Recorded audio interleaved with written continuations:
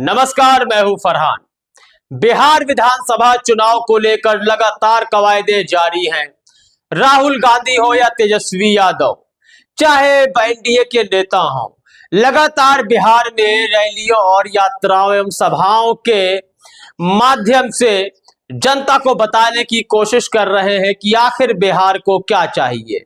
आजादी के इतने साल बाद भी जब यह बताने की आवश्यकता पड़े कि आपको क्या चाहिए और जनता को मुंह से मांगने की आवश्यकता पड़े, तो ऐसे देश को लोकतांत्रिक देश नहीं कहते हैं, बल्कि सामंतवादी व्यवस्था पर आज भी भारत चल रहा है, ऐसा प्रतीत होने लगता है। इस वक्त बिहार के अंदर एआईएमआईएम के प्रमुख एवं हैदराबाद से सांसद असद उद्दीन ओवैसी ने फिर से महागठबंधन के सामने हाथ फैलाए हैं या गुजारिश की है। कुछ भी शब्द आप दे सकते हैं, लेकिन ओवैसी फिर से महागठबंधन के पास गए हैं और एआईएमआईएम के द्वारा महागठबंधन से कहा गया है कि उन्हें गठबंधन में शामिल किया जाए। देखिए, यहां से एक बात तो साफ हो जाती है, जो अब तक ओवैसी के बारे में भ्रम फैलाया गया था कि वह बीजेपी की बी टीम है, तो बिहार चुनावों ने, आगामी बिहार चुनावों ने यह साबित कर दिया है कि ओवैसी बीजेपी की बी टीम नहीं है।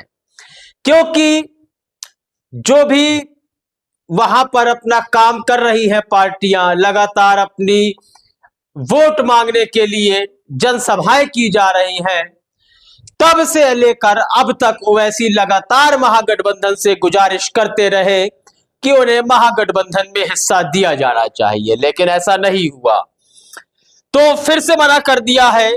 तो ओवैसी ने एक बात कही है कि वह करीब 100 सीटों पर चुनाव लड़ सकते हैं अगर उन्हें गठबंधन में शामिल नहीं किया गया। देखिए, अब यहीं से पूरा खेल बदलने वाला है।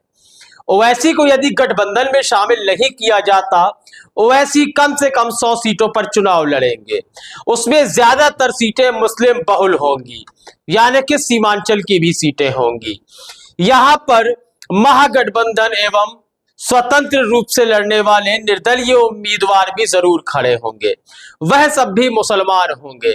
ओवैसी के भी उम्मीदवार मुसलमान होंगे और वहीं महागठबंधन भी मुस्लिम उम्मीदवार को अवश्य उतारेगी।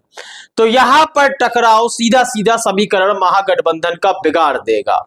तो यहां महागठबंधन यदि ओवैसी को साथ नहीं लेता है, तो उससे एक ही बात निकलकर सामने आती है कि सीमांचल की जो परंपरागत सीटें हैं, जिस पर तेजस्वी यादव या कांग्रेस का कब्जा है, उन सीटों को वह ओवैसी के खाते में नहीं जाने देना चाहते, चाहे बिहार विधानसभा चुनाव का पूरा समीकरण, पूरा गणित बिगड़ जाए।